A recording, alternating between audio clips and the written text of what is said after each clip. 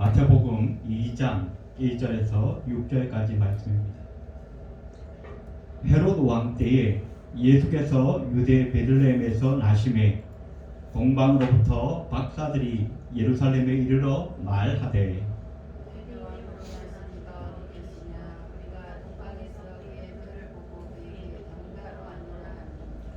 헤롯 왕과 온 예루살렘이 듣고 소동한지라.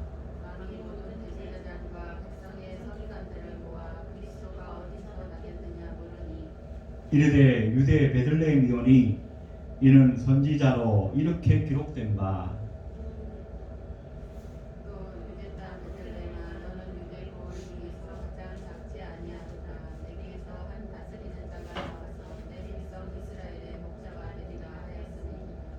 아멘. 6절 말씀까지만 살펴보았습니다.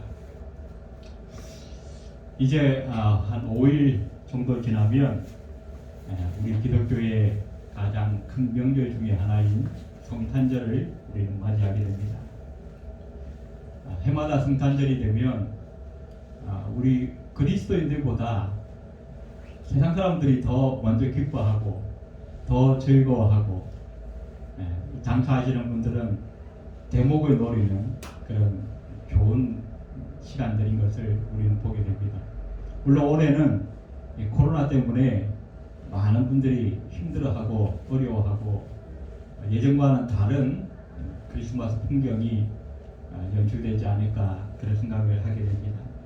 그런데 이 크리스마스는 무엇보다도 우리 예수님께서 탄생하신 날이라는 것을 세상 사람들은 좀 별로 염두에 두지 않는 것 같아요. 그냥 빨간 날 중에 하나, 여러 빨간 날 중에 하나, 놀고 즐기고 자기가 평소에 하고 싶었던 것들을 하는 날, 그런 정도로만 여기는 것 같아서 우리 그리스도인들의 입장에서는 안타까운 마음이 있게 됩니다.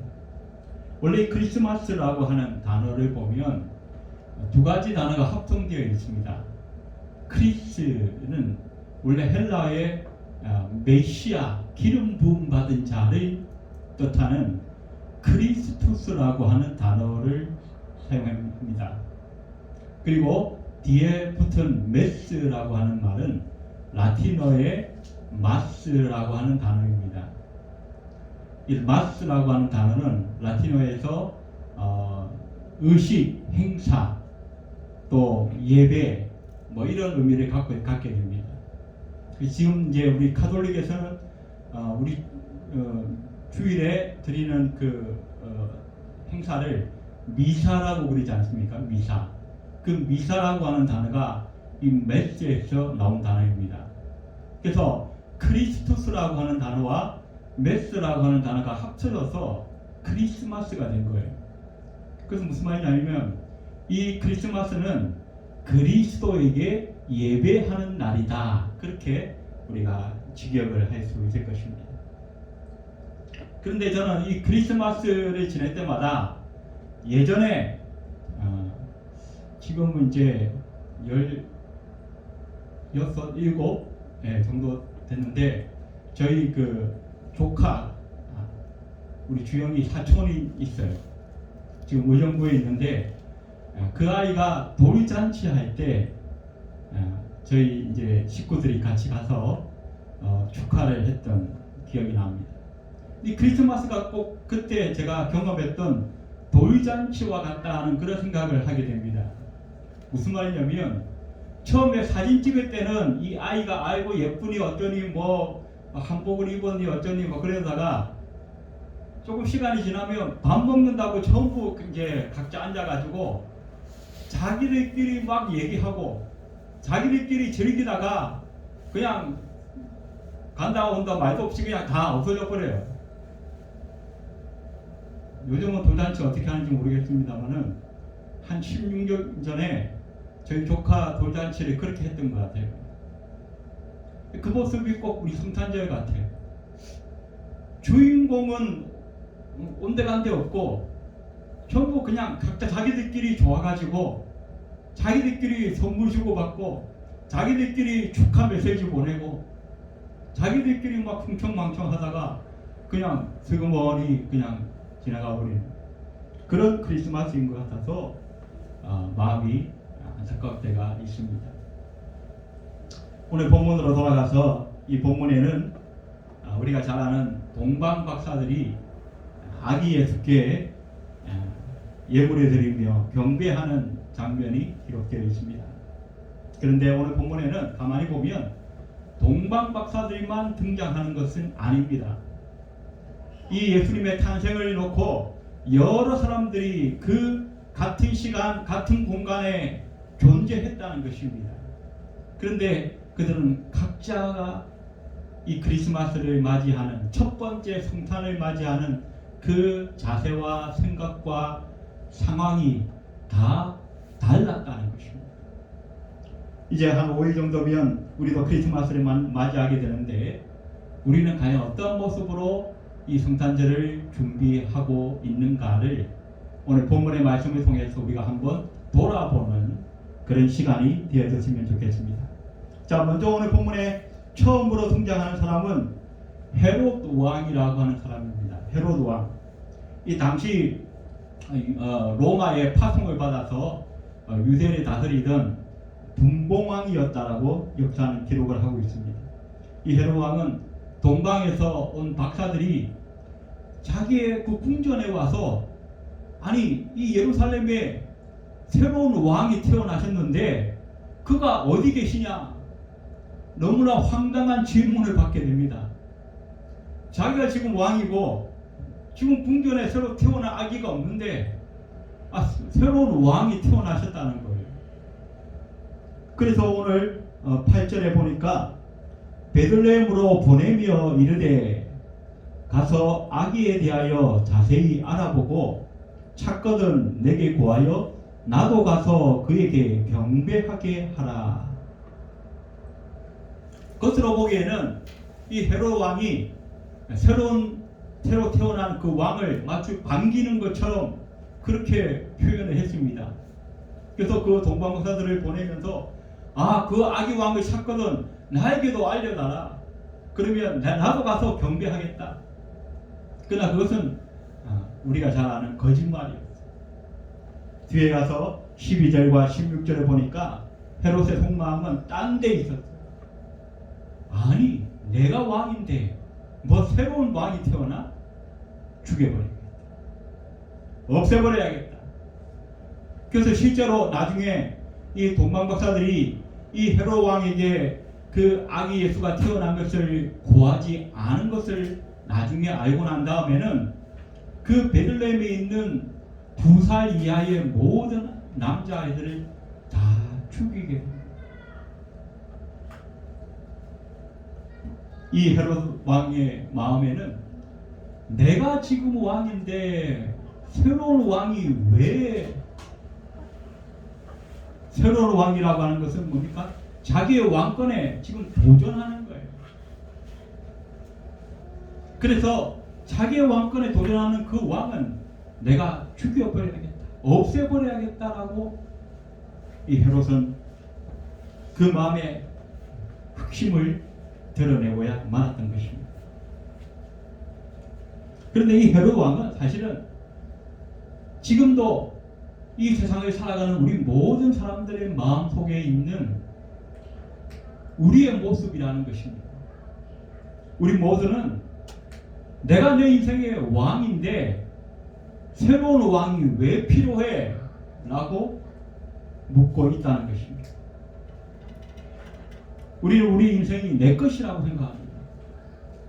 그래서 내가 내 인생의 계획을 세우고 내 계획대로 내가 행하고 내 생각과 내 계획과 내 욕심대로 내가 살아가는데 다른 사람이 왜 나에게 타치하느냐고 우리는 역성을 내고 있지 않습니까? 그래서 오래전에 한 가요 가운데에 어떤 가요가 있었냐면 내 인생은 나의 것이다 그렇게 노래했던 가수도 있었던 것을 우리는 기억합니다. 세상에 많은 사람들이 자기 인생에 다른 왕이 있는 것을 원하지 않는다는 것입니다. 우리가 지난 로마서의 공부를 하면서 우리 인간의 모든 그 심령 가운데 원죄가 있다는 것을 말씀드렸습니다. 많은 사람들이 당신도 예수 믿고 당신의 그 죄를 회개하시오. 회개하지 않으면 지옥에 갑니다. 그렇게 전도할 때마다 많은 사람들이 이야기합니다. 내가 어릴 적에 친구들에게 못된 짓 한 것도 좀 있고, 어릴 적에 부모님에게 속이고 용돈 타서 학용품 산다고 거짓말해서 용돈 사가지고는 내가 오락실에 가서 게임하고 이런 것도 있었지만, 그래도 내가 지옥 갈 만큼 큰 죄인은 아니다라고 말한다는 것입니다. 그래서 나는 큰 죄인이 아니라 작은 죄인이기 때문에 죄인이긴 하지만 지옥 갈 정도는 아니라고 사람들은 주장을 한다는 것입니다. 그러나 성경이 말하는 죄라고 하는 것은 큰 죄, 작은 죄를 따지는 것이 아닙니다. 당신은 큰 죄인이니까 지옥 가야 되고, 당신은 중간 죄인이니까 연옥 가야 되고, 그렇게 말하는 것이 아니라는 것입니다. 성경이 말하는 죄는 하나님을 하나님으로 인정하지 않는 죄입니다. 그것이 바로 우리가 창세기에서 아담과 하와가 범죄했던 그 원죄의 본질입니다. 아담과 하와가 하나님이 저 동산 중간에 있는 그 실과 나무 실과 그 선악과를 따먹지 말라 그랬어요. 아니 다른 건 다 따먹어도 되는데 왜 하필 그것만 따먹지 말라고 하셨는가? 그래서 하나님은 선하신 하나님이 아닌 것 같다는 겁니다. 선하신 하나님이면 모든 걸 다 허용해야지 왜 그것만큼은 허용하지 않으시냐는 겁니다. 그때 이 사탄이 와서 유혹하죠. 야, 저거 따먹어도 돼. 하나님이 거짓말 하신 거야. 너 죽지 않아. 그때부터 어떻게 해요? 하와와 아담이, 그래, 내 마음에 내 인생의 주인은 하나님이 아니고 내가 될 거야. 내가 내 인생의 주인이야. 그러니까 내 마음대로 할 거야. 그게 원죄의 본질이었다는 것입니다. 그래서 오늘 이 헤롯 왕처럼 내가 왕인데 또 다른 왕이 뭐가 필요해? 나는 그를 거부한다. 죽일 테다. 없애버릴 테다. 헤롯은 심각한 살인죄를 범한 그런 악한 왕으로 역사에 기록되어 있지만, 사실상 그 헤롯 대왕이 이 세상을 살아가는 우리 모두일 수 있다는 것입니다. 우리는 다 내 인생의 주인은 난데 왜 하나님이 간섭하는 거야? 왜 하나님이 나를 이래라 저래라 하는 거야? 싫어, 나 거부할 거야. 그러면서 내 인생의 또 다른 왕을 거부하고 있다는 것이야. 그래서 대학 가는 것도 내가 원하는 대로 가고, 애인을 만나는 것도 내가 원하는 사람 만나고, 결혼도 내 계획대로 내 생각대로 하고, 직장을 구하는 것도 내가 좋아서, 모든 인생을 내 마음대로 내 계획대로 산다는 거예요. 그게 뭡니까? 바로 오늘 이 예루살렘에 태어나신 그 아기 예수를 죽이려고 했던, 부인하려고 했던, 자기 외에 또 다른 왕을 인정하지 않으려고 했던 그 헤롯의 모습이라는 것입니다. 오늘 우리의 모습은 어떠한지 이 헤롯 왕을 비추어 보면서 한번 돌아볼 필요가 있을 것입니다. 두 번째로 오늘 보게 되는 것은, 오늘 복음 가운데 이 예루살렘의 백성들의 모습이 구체적으로 기록되어 있지만 아주 간략하게 기록되어 있는 것을 보게 됩니다. 오늘 3절에 보니까 헤롯 왕과 온 예루살렘이 듣고 소동한지라, 그렇게 말씀하고 있습니다. 헤롯 왕만 소동한 것이 아니라 온 예루살렘이 함께 소동했다라고 말씀합니다. 온 예루살렘이라고 하는 것은 뭐예요? 그 예루살렘에 사는 백성들이라는 것입니다. 이 백성들이 함께 소동했어요. 뭐 왕이 태어났다고? 야, 왕이 태어났대. 새로운 왕이 태어났대. 이 유대인들에게는 이 새로운 왕, 곧 메시아에 대한 기대치가 있었습니다. 왜? 자기들은 지금 이 로마의 압제하에 있기 때문에, 식민지 생활하고 있기 때문에 우리에게 오시는 그 메시아가 우리를 정치적으로 또 육체적으로 자유함을 주실 것이다. 저 로마의 군사들을 몰아내고 우리를 이 악재와 이 억압에서 풀어서 우리에게 자유를 줄 것이다 라고 하는 그런 기대치가 있었어요. 그래서 새로운 왕이 태어나셨다는 것은 굉장히 즐거운, 굉장히 반가운 소식이었을 것입니다. 그리고 온 마을에, 온 이웃에게 그냥 계속 이렇게 증거되어졌을 것입니다. 그래서 오늘 본문에 보니까 소동한지라, 우리식으로 하자면 난리가 났다는 것입니다. 어쩌면 아마 우리 현대식으로 하자면 매 시간마다 뉴스에 계속 첫 뉴스로 방송이 되고 막 신문에서는 그냥 호해를 뿌리고 아마 그렇게 난리가 났을 것입니다. 그런데 문제는 그렇게 난리가 났는데 그 이상의 반응은 없었다는 것입니다. 소동한지라, 난리 났었다. 그리고 그냥 끝나버렸어요. 그걸로 그냥 끝이에요. 제가 설교 초대에 말씀드린 그 어린 아이의 돌잔치처럼, 야, 돌잔치에 가자! 우르르 가가지고 막 즐기고 막 떠들고 막 난리를 법석을 피우다가 그냥 스르르 그냥 사라집니다. 오늘 5절과 6절을 보면 이 헤롯 왕, 그 왕궁의 서기관들과 제사장을 불러서 이 왕이, 야, 이 새로운 왕이 태어났다는데 이 어떻게 된 거냐 한번 알아봐. 그래서 이 제사장과 서기관들이 어떻게 해요? 미가서에 있는 말씀을 인용하면서 저 베들레헴에 새로운 왕이 태어나실 것입니다. 아기 예수께서 태어나실 것입니다. 그 소식을 들었어요. 온 이스라엘 사람들이 들었어요. 온 예루살렘의 백성들이 들었어요. 하지만 그 이상은 없어요. 야, 아기 예수가 태어났대. 우리 메시아가 태어났대. 새로운 왕이 태어났대. 서로 그냥 소식을 전하고 여기저기 난리를 피웠는데 그냥 끝났다는 거예요.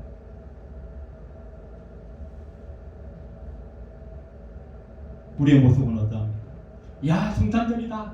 야, 어디 한번 놀러 가자. 야, 반가운 사람들 한번 만나서 우리 한번 맛있게 한번 먹어야지. 그리고 끝나는 거예요. 우리의 모습은 아닌지 한번 돌아봐야 한다는 것입니다.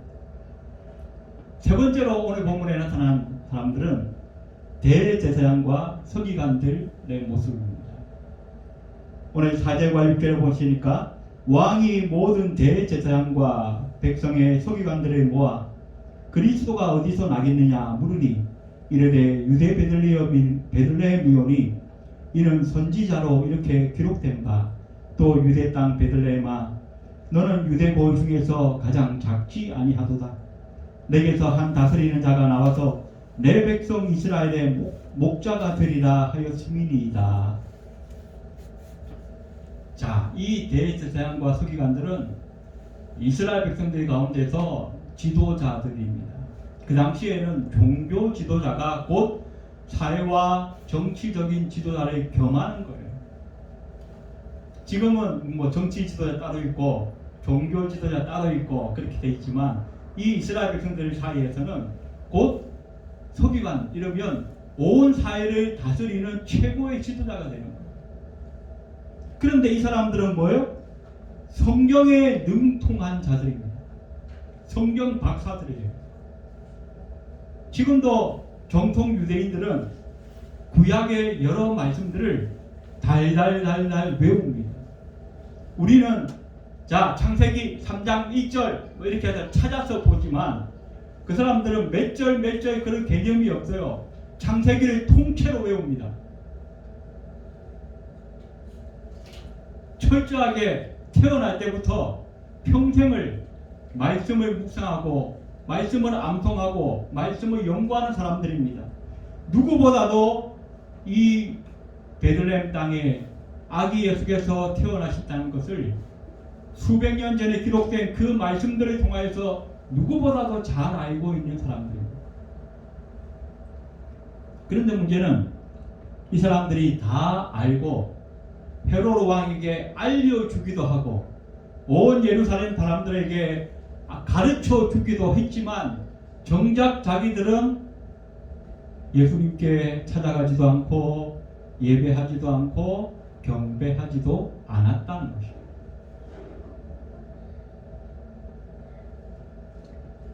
어느 날도 성경에 대해서 많이 아는 사람들이 많습니다. 웬만한 목사님들보다도 더 잘 아는 그런 사람들이 많습니다. 믿지 않는 사람들 중에서도 철학을 하거나 인문학을 공부하는 사람들, 그런 학자들은 필수적으로 성경을 같이 공부하고, 물론 우리처럼 믿음의 대상으로 성경을 보는 것이 아니라 그들은 어떻게 해요? 학문의 대상으로 이 성경을 연구합니다. 근데 우리보다 훨씬 더 많이 알아요. 그런데 문제는 마치 이 2000년 전에 예루살렘의 제사장과 서기관들처럼 알기는 알지만 전혀 삶의 반응이 나타나지 않는다는 것입니다. 요즘은 많이 달라졌습니다만은 제가 학생 시절만 하더라도 이 크리스마스가 되면 전날 24일 저녁에 성탄 축하 행사를 하고 올 나이트를 합니다.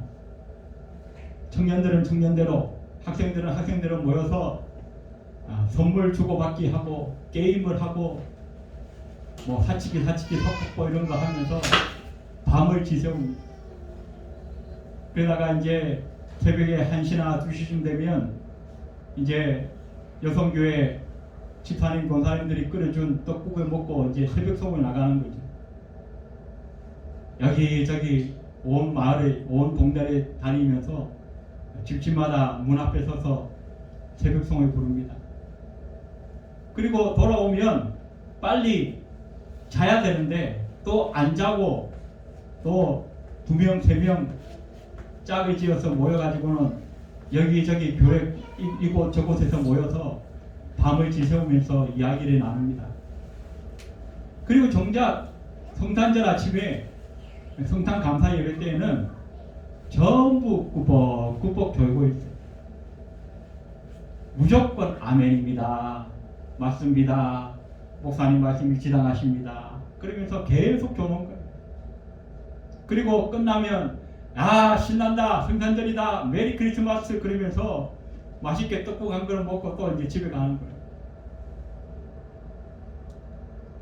크리스마스의 주인공은 온데간데 없고 자기들끼리 좋아서 자기들끼리 막 이렇게 분위기에 업돼가지고 서로 자기들끼리 선물 주고받고 그러는 모습들이 저희의 과거에도 있었던 것을 고백하게 됩니다. 이제 마지막으로 살펴보게 되는 것은 본문의 주인공인 동방박사들입니다. 이 동방박사들은 어떤 분들은 바벨론의 후손이었을 것이다 그렇게 얘기하고, 또 어떤 분들은 페르시아 지역의 점성술가들이었을 것이다 그렇게 얘기합니다. 무려 1500km가 훨씬 넘는, 아까 전에 그 예루살렘에서 베들레헴까지는 불과 한 10km 정도밖에 되지 않습니다. 거기에 온 예루살렘 사람들이 소동했다고 했지만 그 제사장과 서기관들이 다 말씀을 통해서 아기 예수가 그 베들레헴 땅에 태어났다는 것을 알았지만 불과 10km밖에 되지 않는 그 거리를 찾아가지 않았어요. 하지만 이 동방박사들은 무려 1500km나 되는 그 먼 거리를, 1500km면 우리나라 백두산에서 한라산까지 보다도 더 긴 거리입니다. 그 엄청난 거리를 수많은 시간들을 소요하면서 찾아왔다는 것입니다. 그런데 왕이 태어났으니까 어떻게 해요? 당연히 왕궁에 태어났을 것이다 생각하고 베들레헴으로 바로 가지 않고 예루살렘을 먼저 들린 겁니다. 그리고 헤롯 왕이 거하는 그 왕궁을 먼저 찾아간 거예요.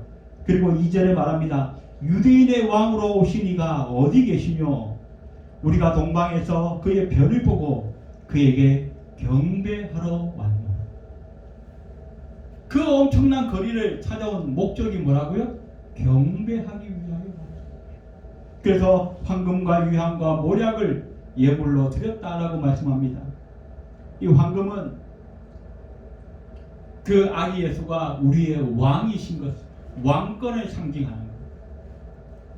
또 이 유향은 그 지금 우리가 출애굽기를 이제 그동안 공부를 지금 하고 있는데 출애굽기에 보면 그 성소에서 제사장이 그 분향단을 하나님 앞에 아침마다 이렇게 향을 피워서 그 제사를 드리는데 거기에 사용하는 향품이 바로 유향입니다.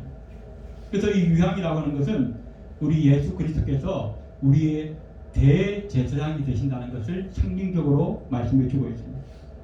그리고 세 번째 예물은 모략입니다. 이 모략은 당시 이스라엘 백성들이 시체를 이제 사람이 죽으면 그 시체를 무덤에 넣기 전에 빨리 부패하지 않게 하려고 그리고 빨리 그 이제 썩지 않게 하려고 방부제 역할을 하는 그런 약품이었다라고 역사는 기록을 하고 있습니다. 그래서 이 모략은 예수님의 죽음과 고난을 상징한다라고 말씀하고 있습니다. 그런데 중요한 것은 이 동방박사들이 바로 거기에 마리아도 있고 또 요셉도 있고 또 실제로 지금 찾아온 사람들은 누구예요? 헤롯 왕을 찾아왔어요.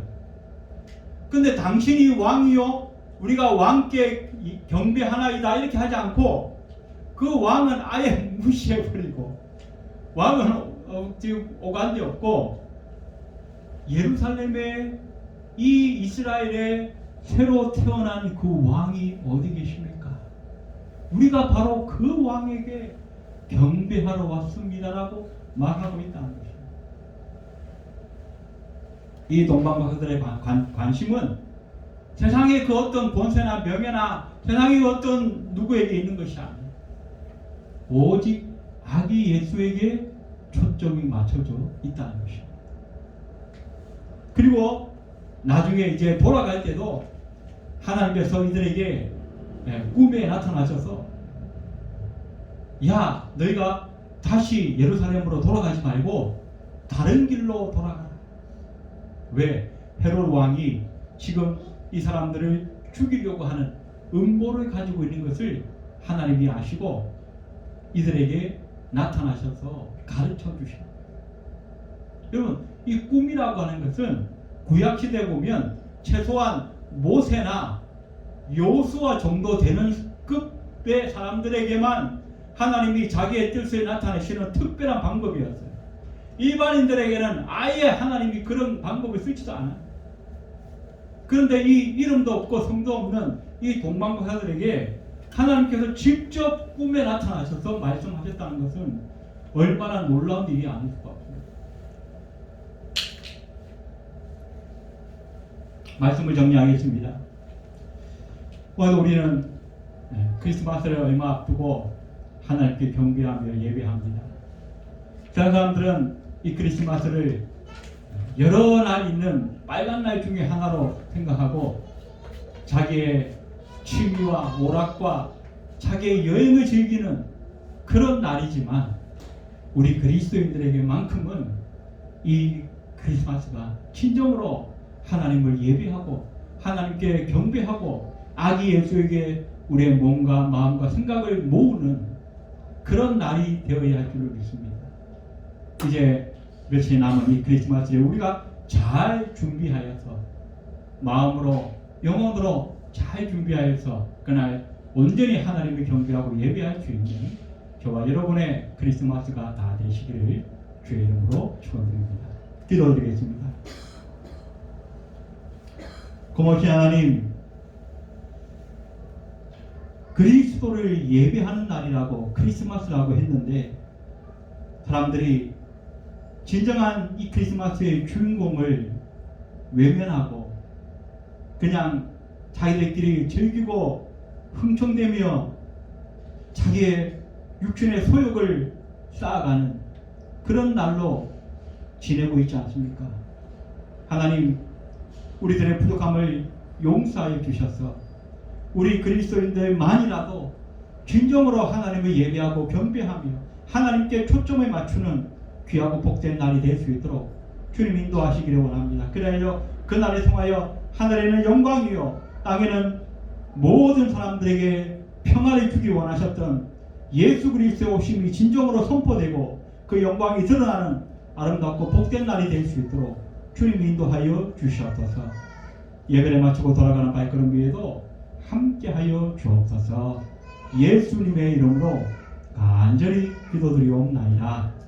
아멘.